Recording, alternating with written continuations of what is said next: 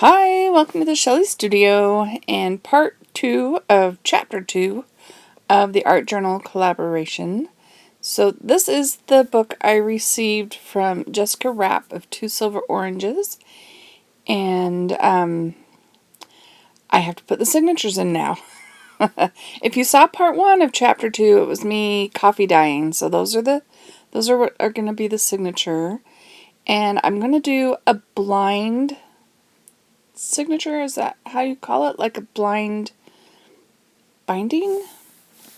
I didn't want to mess up the spine too much, and since it was prose and poetry for appreciation, I thought that should be the theme of the book. I had this piece of paper from a previous project that had handwriting. I think it was journaling, but it's just going to cover up my what's going to hold my signatures together, basically.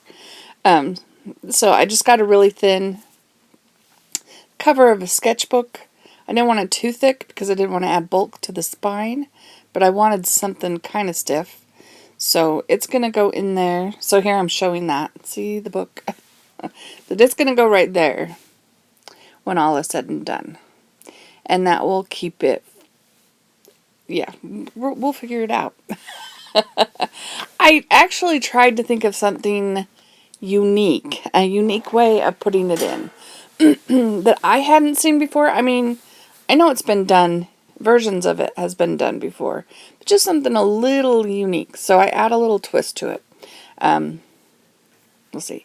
So I'm doing 4 signatures and 32 pages, something like that.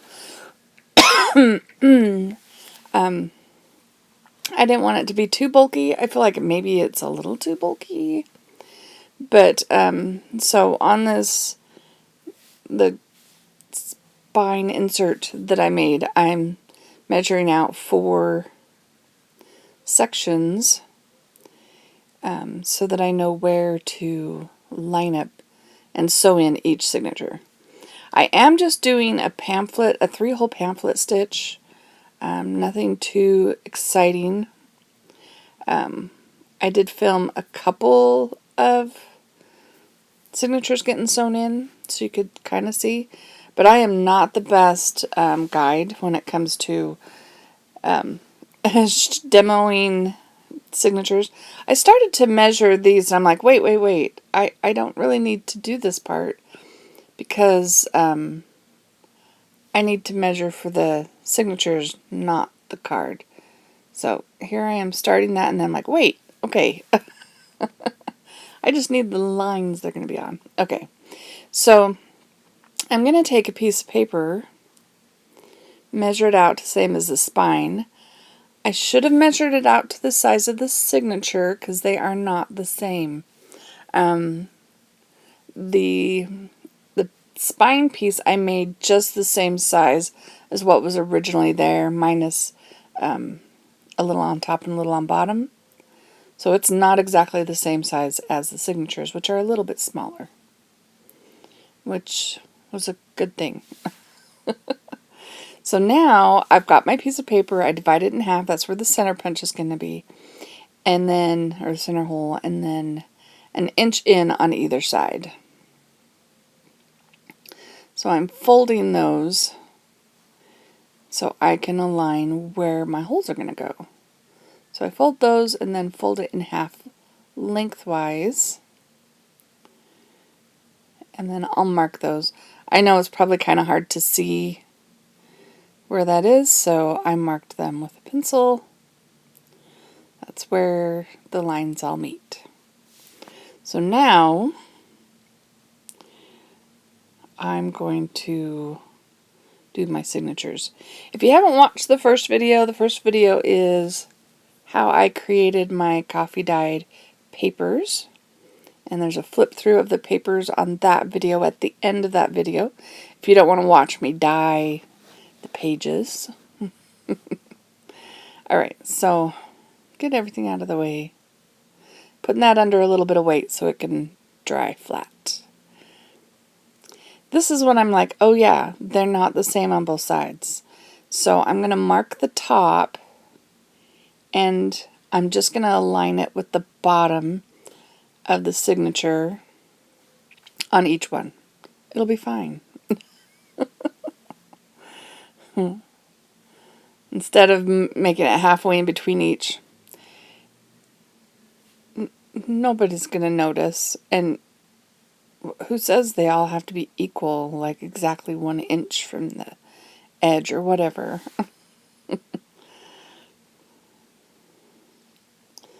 I'm just making sure that goes through the signature.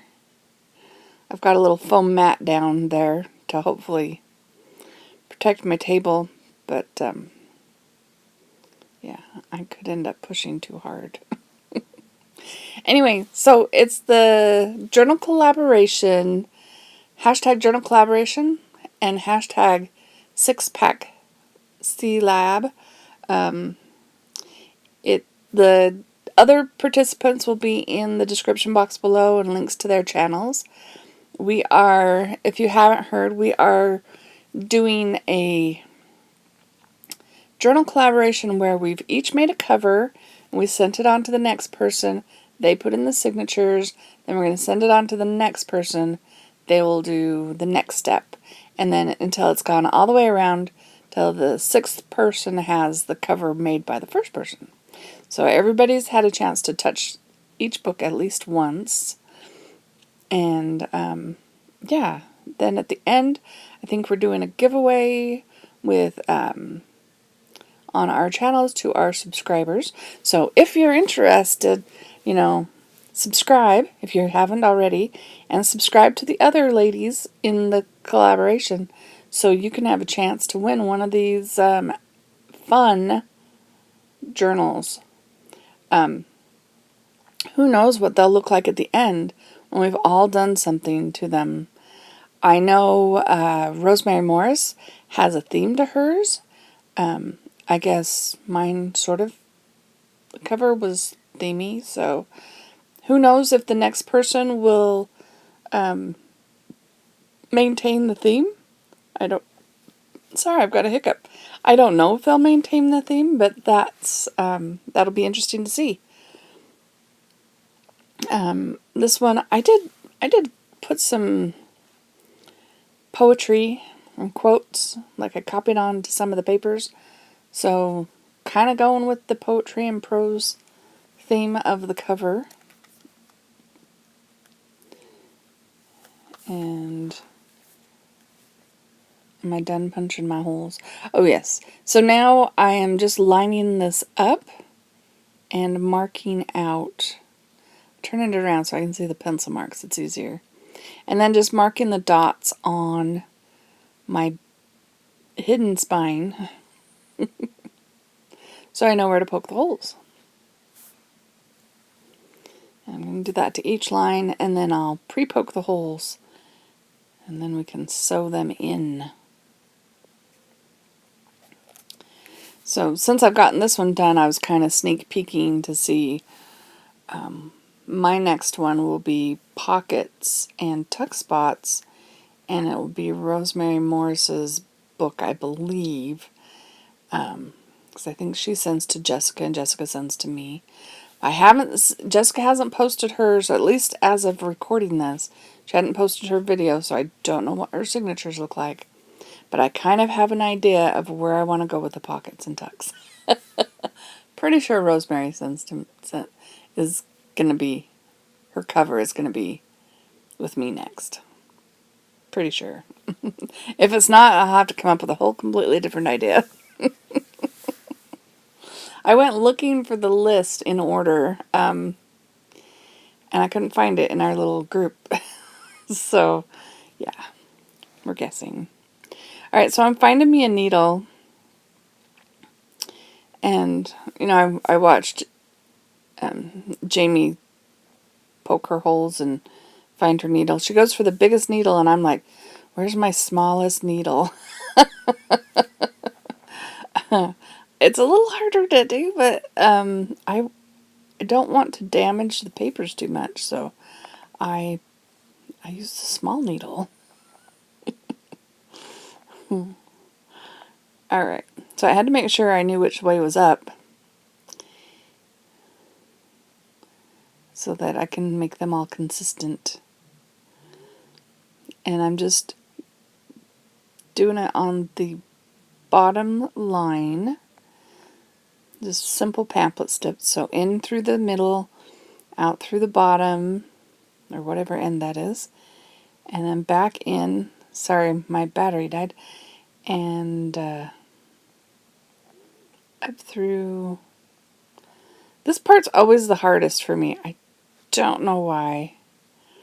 So I struggled there a little bit. And then you want to make sure you have it tight. You don't want any loosey-goosey going on. And then I'm going to go back out. Can you even see what I'm doing? This is why I'm not a good instructor for making signatures. You don't want to accidentally stitch through your thread because that will make it so you can't tighten things up in the end. And so I'm just snugging that up. I'm going to check and make sure it's flat on the inside. You don't want to have any loose thread anywhere. And then tie it off. And this is waxed linen thread, so it should hold. Plus, it's going to get glued down, so yeah, it will be fine. So I didn't mention before, I don't think, that I am doing about 2.5 the length of the signature for the thread. That gives me plenty, but I don't want it too short because I do want to be able to tie it in the end. So I usually do 2 lengths and some. But about 2.5 lengths is sufficient for that. And if you want to do it, if you're doing it where it's visible and you want danglies to hang off of them, you can always make it longer and then cut it down in the end. So here I'm going to show one more time. I think one of them I actually didn't have the paper inserted correctly, like in the signature. I don't think that one shows, but I had to like stop and start again. Like, wait, they're not all together. Amazingly, the holes had gotten into it, but it was not incorporated with the rest of the pages. I don't know how that happened.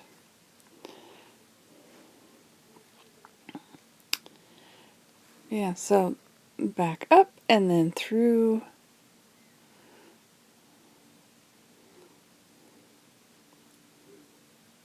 There we go.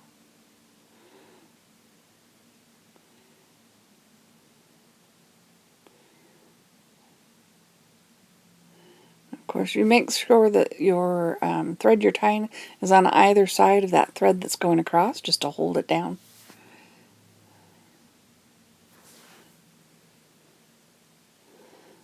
And then once I got all of the signatures sewn on there, so there they are, I decided to use a little bit of masking tape to hold those threads. I didn't want them sneaking out the side. May or may not have been necessary, and I probably could have just done a little bit of tape instead of as much as I did, but it's done now. So now that I've got that all ready to go, see, it looks like a book already, doesn't it? I'm going to glue it to there.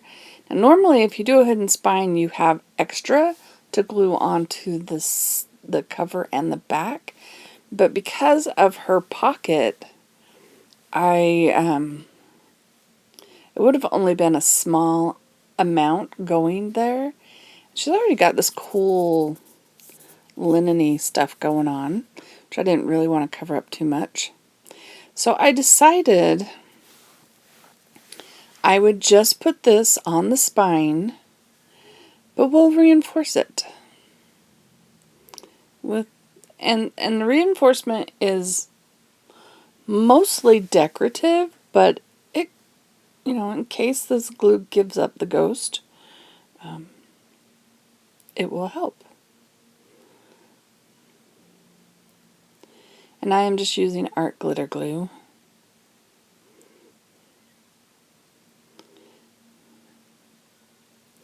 And you can see the gaps between the signatures, but we didn't want to do it too dense. We want to be able to put fun stuff in there. So I just keep pushing it down. The art glitter glue grabs pretty quickly, so that's good. Alright, so here's the uniqueness about it. And it's probably been done. I don't know. I decided I was going to put some eyelets at the top and at the bottom, incorporating the hidden spine that I put in there with the actual spine. And since I don't have a really long one, it can't go in the middle. It can only do the ends. So now I have to figure out how to do this without accidentally punching holes in my signatures. Because it is going to go under that space. And I was also concerned, I've never tried it through a book cover before, but it actually worked pretty well. Like, it wasn't too hard to go through that. Gotta find my pokey tool and get that out though. That's okay. There we go. It's like a big old block. So you'll be able to see it a little bit. Now I'm going to put something through those because if you've got holes, you need to put something in the holes, right? Besides the eyelets.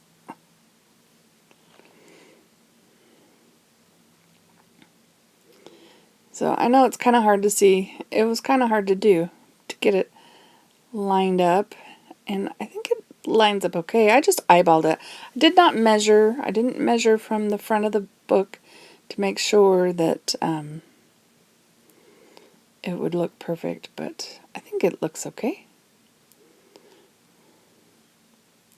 And I am doing it so that the part that pushes through is on the cover side because I wanted that to be nice and clean. I wasn't sure how that would work, but I think both sides are pretty clean. And yep, I have to poke it out between each time. My pokey tool is a little bent. I think I may have pushed something that wasn't wanting to be poked through.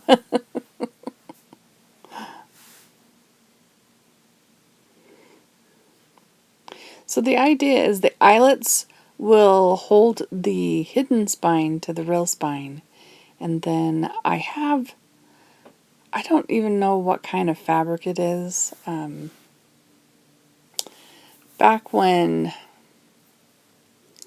what's that $5 store called?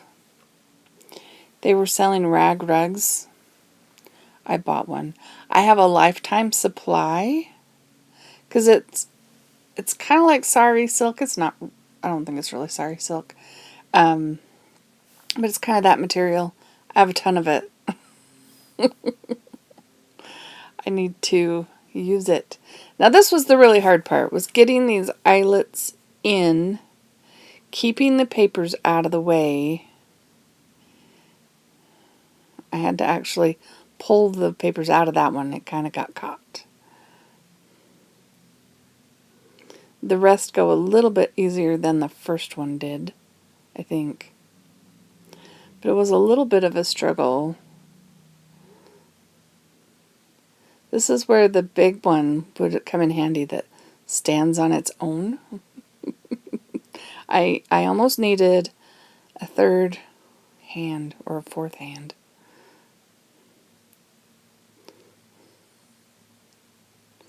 This time I was determined I was not going to let those papers get caught in there like it did on the first one. and it fell out. Okay. You can see I'm totally frustrated at this point. Maybe I can do it this way. Is this way working? I don't know. Sorry, I'm completely off the screen because I was having a hard time. This is when you go grab somebody from the other room and say, "Come here and hold this for me." All they had to do was hold that signature out of the way. I could have done the rest. There we go. It's in, finally. Just 2 more to go. Alright, so I didn't make you watch me struggle through the other ones. But there they are. And now, this is my scrap fabric. And I just picked a white one. I'm surprised I had some white one, because the rest of it's very colorful. But I didn't want to... I looked for a green. I couldn't find a green. And I wanted something more neutral. Since that's what I've got in there is sort of, just soft colors. And I'm just going to thread that through. Like I said, this is mostly decorative. The eyelets are what's going to, it's just a secondary reinforcement. That's unique, right? I was trying for unique. Okay, so then I'm just going to tie this. And whoever's job it is to add embellishments and dangles and whatnots, they can put whatever they want on it. Or they can, thread it back in, tie it off, and hide the whole thing. I'm okay with whatever happens. But there we go. So now it is off to APG Jamie. She will be doing the next part of this one. And make sure you check the links below. I hope you enjoyed this. If you did, give it a thumbs up. Leave me a comment. And yeah. So there's my little flip through. But like I said, if you've watched the video before, you've seen all the papers I used and what they were. I do have a few that were a little long, so I turned them into potential pockets. They're only potential. They're not actual. Oh, and that's a little brittle, so that might need washi reinforcement. I hope you liked that video. Thank you all for watching. I hope you have an awesome day.